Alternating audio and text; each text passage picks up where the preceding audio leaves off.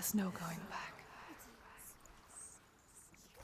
Hellblade: Senua's Sacrifice is the story of, you guessed it, Senua. Our fiercely determined, peaked warrior woman is on her way to retrieve the soul of her dead love, Dillion. Along the way to soul retrieval, we must face several gods and beasts who will try to stand between us and Hela, the goddess who runs Helheim. Now, I don't know a lot about Norse mythology, but I thought Hela was the daughter of Odin. Wonder where I've heard that before.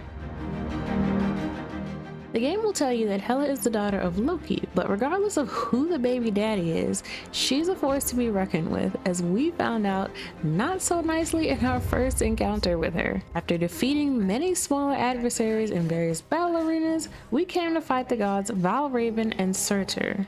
Hopefully I said that right. These two were not easy fights, and I had to repeat Valraven several times before I landed the killing blow. There are many puzzles you will have to solve along with these battles to reach Hela, and let me tell you, your girl was struggling. Some were very obvious and quick to figure out, and others not so much. Now, if you haven't seen any of my other reviews, I love a good puzzle and take pride in solving them, so the more the merrier, because Hellblade is full of them. If you're not a puzzle fan like I am, then you can always let out some steam on the boss battles. Fight sequences can be shorter or longer depending on how you time your strikes and how often you get knocked down. I spent a lot of time in the previous bosses trying to figure out how they move, so when I got to Garm and Hela, I already had a plan in mind on how I wanted to attack. Now, things didn't always go to plan, but I enjoyed the boss battles for their challenge and the visuals that they gave off. The entire game is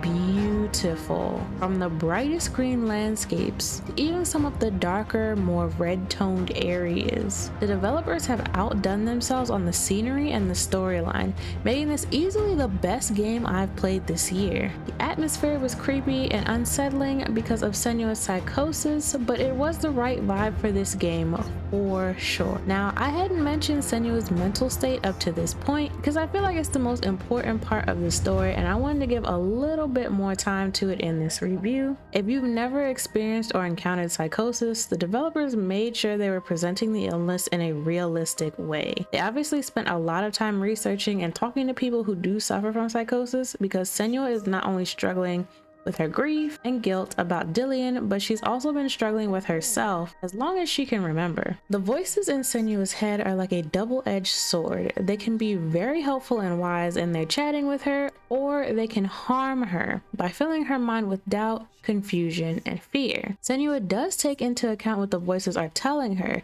but she never lets them turn her back or make her stop in her quest to reach Hela. Towards the end of the game, it seems as if she has a better understanding of the darkness she feels inside her, and even starts to embrace it as she uses the voices to warn her of impending attacks and aid her in her puzzle solving. The voices she hears are not alone in guiding Senua, as there are several stones with the voice of a comrade that tell her stories along her path. I'm not sure if I found every single stone, but I did explore a lot, so I'm pretty confident that I got to hear the majority of them. And I later found out they're called lore stones, just from a little digging I did on the internet about the game. Now, I should point out that for Senua, her experience is not how we see it, and she does not know that she is in fact having psychosis. I believe for her, she sees the voices in her head as simply the darkness inside her breaking free to torment her and cause her suffering. Some of the images that she sees throughout her trials, throughout her journey,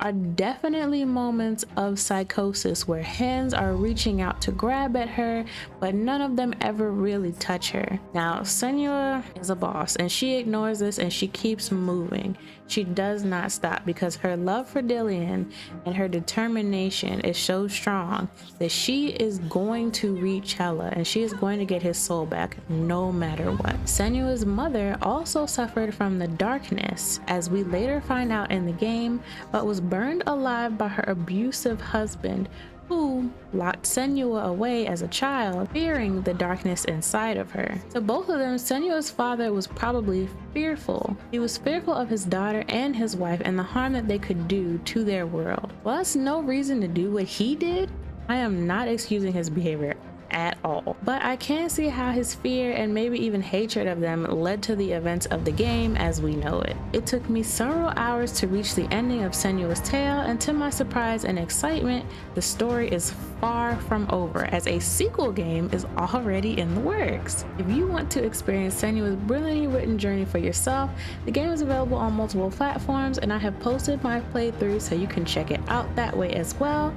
I highly recommend this game, and thank you to Jason from Chasing the Apex for not only recommending it for me but also purchasing it for me so that I could play this game and bring my opinions to you guys as well. So thank you all for watching. I will see you guys in another game review.